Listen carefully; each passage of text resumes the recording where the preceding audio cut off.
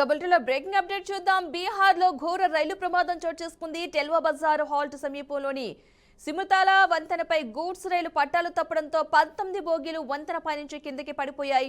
ఈ రైలు ఆసన్సోల్ నుంచి సీతామఢీకి సిమెంట్ లోడ్తో వెళ్తుండగా ఈ ప్రమాదం జరిగిందని అధికారులు తెలిపారు. రైలు ఇంజిన్ ప్రమాదంతో 400 మీటర్లు ముందుకు వెళ్లి ఆగినట్లు అధికారులు చెప్పారు. ఎలాంటి ప్రాణనష్టం లేకుండా లోకో పైలట్, రైలు గార్డు బయటపడ్డారని రైల్వే అధికారులు తెలిపారు. ఘటనా స్థలానికి చేరుకున్న రైల్వే పోలీసులు, ఆర్పీఎఫ్ సాంకేతిక సిబ్బంది ప్రమాదానికి కారణాలను పరిశీలిస్తూ దర్యాప్తు ప్రారంభించారు. ఇలాంటి ప్రమాదాలు రాకుండా భద్రతా చర్యలను మరింత కట్టుదిట్టం చేయాలని అధికారులు కోరుతున్నారు.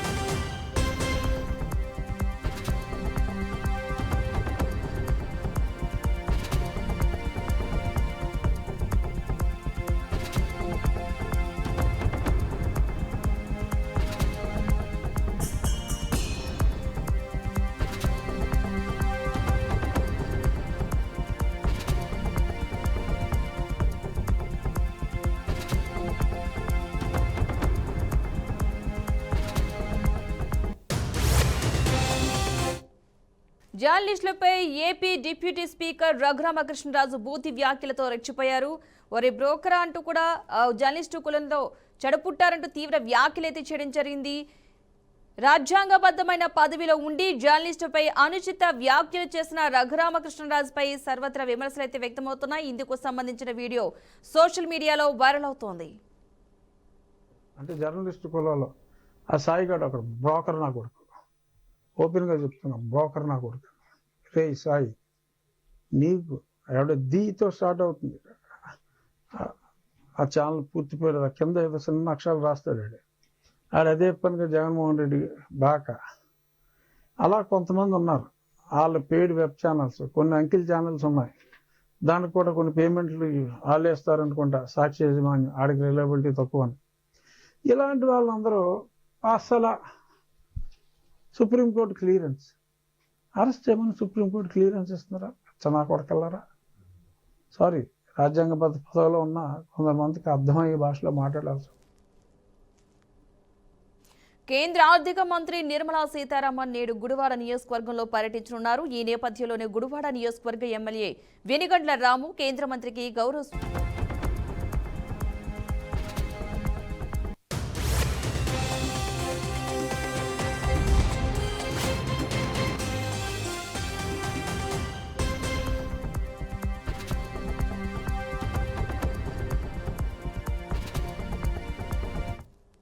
కేంద్ర ఆర్థిక మంత్రి నిర్మలా సీతారామన్ నేడు గుడివాడ నియోజకవర్గంలో పర్యటించనున్నారు. ఈ నేపథ్యంలోనే గుడివాడ నియోజకవర్గ ఎమ్మెల్యే వెనిగండ్ల రాము కేంద్ర మంత్రికి గౌరవ స్వాగతం పలికారు. ఏపీ పర్యటనలో భాగంగా శనివారం రాత్రి ఢిల్లీ నుంచి గన్నవరం అంతర్జాతీయ విమానాశ్రయానికి చేరుకున్న మంత్రి సీతారామన్ కు ఎమ్మెల్యే రాము పూల మొక్క అందించి సాల్వాతో ఘనంగా సత్కరించారు. ఇక అనంతరం ఎయిర్పోర్ట్ లాంజ్ లో మంత్రులు, ఎమ్మెల్యేలతో కొద్దిసేపు మంత్రి సీతారామన్ మాట్లాడారు.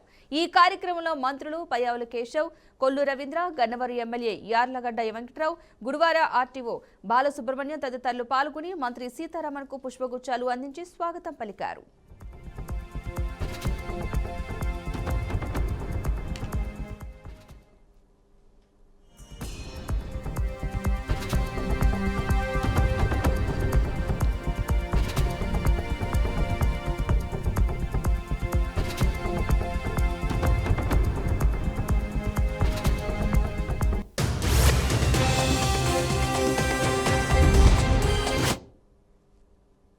యూపీ పాలనలో తీసుకువచ్చిన మహాత్మా గాంధీ జాతీయ గ్రామీణ ఉపాధి హామీ చట్టం స్థానంలో కేంద్ర ప్రభుత్వం తీసుకొచ్చిన కొత్త చట్టంపై జనవరి 5 నుంచి దేశవ్యాప్తంగా పెద్ద ఎత్తున ఆందోళన చేపట్టాలని కాంగ్రెస్ పార్టీ నిర్ణయించింది. వీబీజీ రామ్జీ పేరుతో ప్రవేశపెట్టిన చట్టాన్ని కేంద్రం వెనక్కి తీసుకోవాలని ఈ పోరాటం సాగనుంది.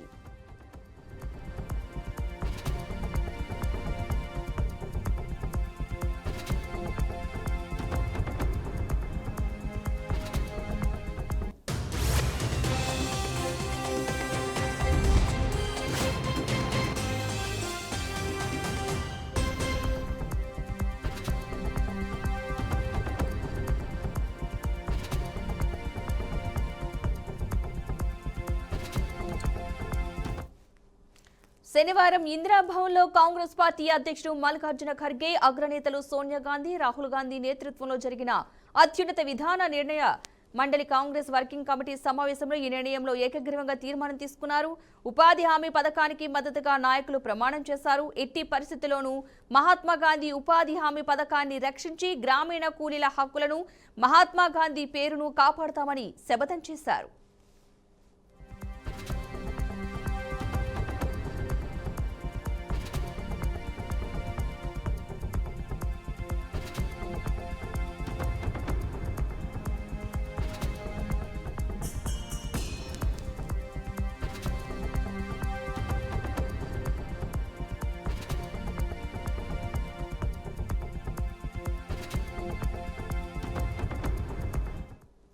సంబంధిత శాఖ మంత్రిత్వ సభ లేదా మంత్రివర్గంతో చర్చించకుండా ప్రధాని మోదీ ఎంజీ నరేగా చట్టాన్ని రద్దు చేయాలని నిర్ణయించారని, ఇది ఇతర పెద్ద నోట్ల రద్దు లాంటిదే అని లోక్సభలో ప్రతిపక్ష నేత రాహుల్ గాంధీ విమర్శించారు. ప్రజాస్వామ్యం, సమాఖ్య వ్యవస్థపై జరిగిన పెనుదాడిగా ఈ చర్యని పేర్కొన్నారు.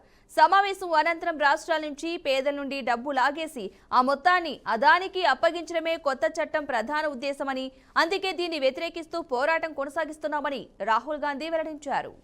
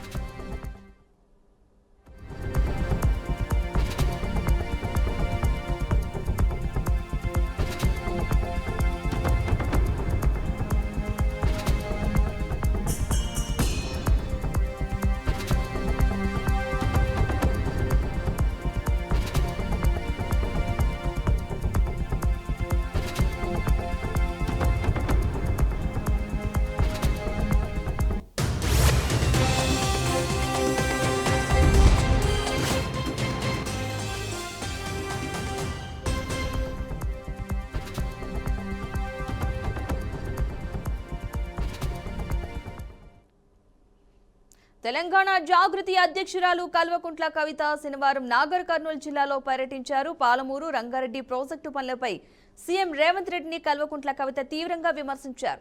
2 సంవత్సరాల వ్యవధిలో పాలమూరు ప్రాజెక్టులో తట్టెడు మట్టి కూడా తీయలేదని, అలాగే నారాయణపేట, కొడంగల్ ప్రాజెక్టులో కేవలం ల్యాండ్ అక్విజిషన్ మాత్రమే జరుగుతోందని అవగాహన ఏర్పరిచారన్నారు. ఇక Vattem reservoir pump house Kalwakurthy పథకం, Yelluru open pump house blasting కారణంగా జరిగిన నష్టాల వంటి అంశాలపై కవిత తీవ్ర ఆందోళన వ్యక్తం చేశారు.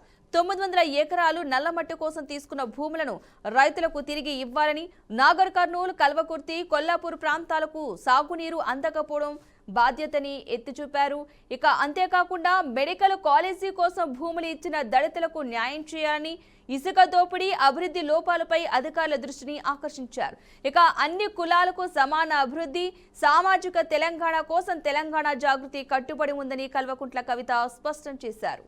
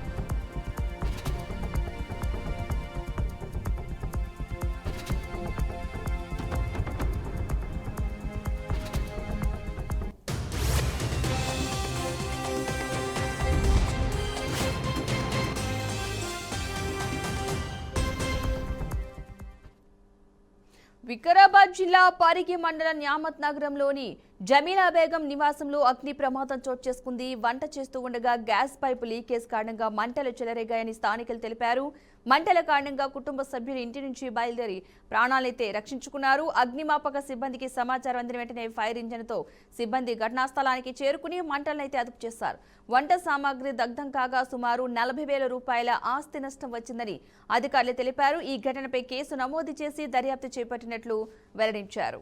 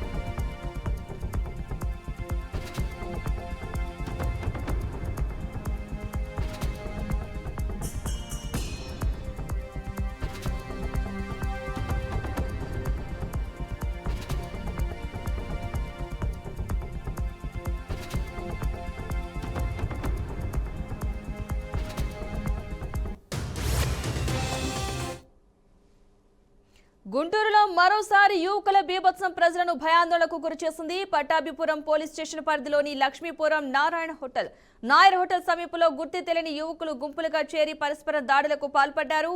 ఒక్కసారిగా జరిగిన ఈ ఘటనతో ఆ ప్రాంతమంతా కలకలంగా మారింది. అర్ధరాత్రి వేళ యువకులు రోడ్డుపై హడావిడి చేయడంతో స్థానికులు ఇళ్ల నుంచి బయటకు రావడానికి కూడా భయపడాల్సి వచ్చింది. నగరంలో గంజాయి మత్తు పదార్థాల బ్యాచ్లు స్వైర విహారం చేస్తున్నాయన్న ఆరోపణలు ఇప్పటికే ఉన్నా అలాంటి పరిస్థితుల్లో ఇలాంటి ఘర్షణలు జరగడం పట్ల ప్రజలు తీవ్ర ఆందోళన వ్యక్తం చేస్తున్నారు. ఇటీవల గుంటూరులో పోలీసులు కార్డన్ సెర్చ్లు నిర్వహించి గంజాయి మొక్కలను స్వాధీనం చేసుకుని రోడ్ షోలు చేసినప్పటికీ మళ్లీ ఇలాంటి సంఘటనలు ఎందుకు జరుగుతున్నాయన్న ప్రశ్నలు వినిపిస్తున్నాయి. ప్రస్తుతంలో యువకుల మధ్య ఘర్షణలకు గల అసలు కారణాలు ఏంటి? వెనక ఎవరైనా మత్తు పదార్థాల ముఠాల హస్తం ఉందా?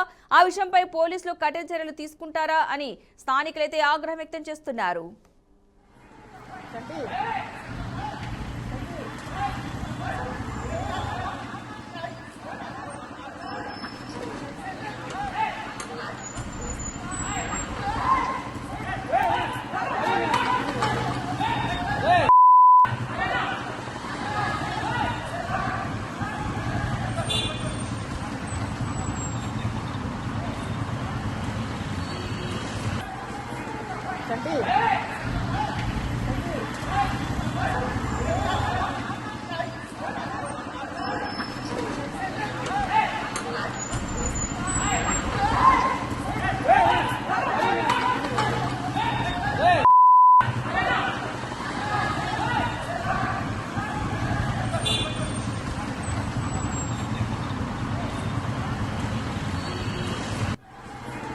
Cantik.